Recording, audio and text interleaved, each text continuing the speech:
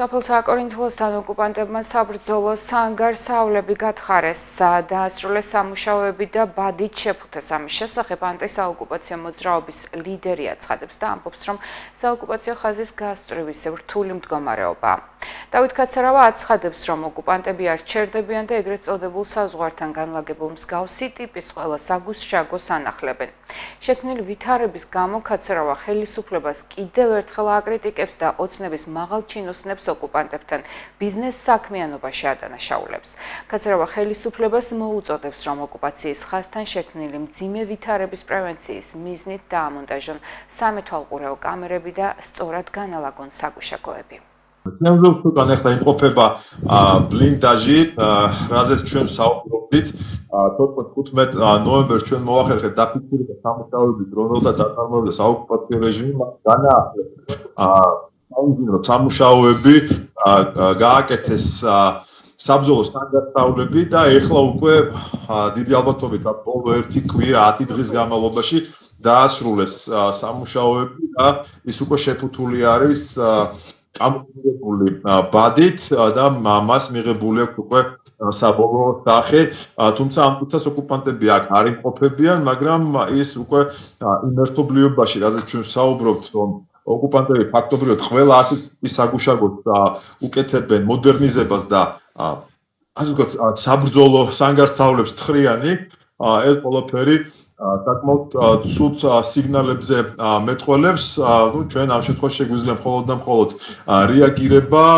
და საზოგადოების ინფორმირება აი ამ აგრესიასთან დაკავშირებით, რომელიც ბუნებრივია წარმოქმნის აგრესიას და სხვა არაფერს და ეს ყველაფერი კეთდება იმ ფონზე, როდესაც ქართული ოცნება დაკავებული არის ბიზნესით პუტინის ახლო გარემოცვასთან და გვეუბნება რაღაცა ურთიერთობების დათმობაზე. თუმცა ურთიერთობები ვერ თბება. მე შეგახსენებთ, რომ 2 დღის წინ გალში საოკუპაციო რეჟიმის წარმომადგენლებმა ცემით მოკლეს საქართველოს მოქალაქე და ეს უკვე მორიგი მსხვერპლი არის,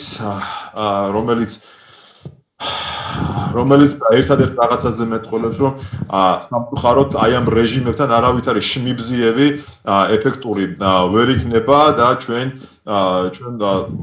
რეალურად უნდა გავითავისოთ ის, რომ ჩვენ სხვა ტიპის მომზადება გვჭირდება და სხვანაირი საუბარი გვჭირდება აი იმ ოკუპანტებთან და იმ ნაძირლებთან, რომლებიც ბედავენ და კლავენ ჩვენ მოქალაქეებს. დაახლოებით 2 კვირის წინ აი ამ ტიპის შეფუთვა მოხდა ორჭოსანის ბაზასთან, რომელიც უყურებს ავტობანს ხურვალეთი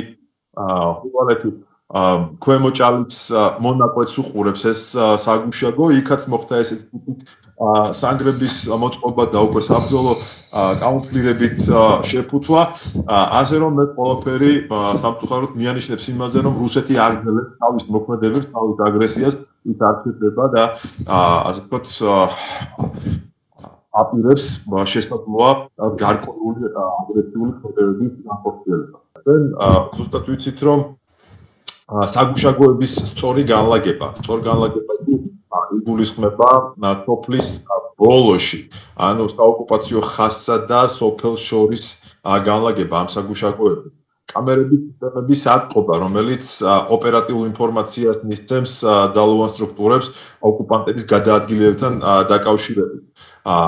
აი ეს მარტო ეს 2 ხერხიც კი მისცემდა საშუალებას ჩვენს ძალოვან სტრუქტურებს განეხორციელებინათ ეფექტური კონტროლი ამ მთელ ოკუპაციის ხაზთან და დარწმუნებული ვარ, რომ პროფესიონალები, რომლებიც მუშაობენ შესაბამის სტრუქტურებში და რომლებიც იმყოფებიან ოკუპაციის ხაზთან, შეძლებდნენ ამის უმაღლეს ხარისხით შესრულებას და მოქალაქეები იქნებოდნენ დაცულები.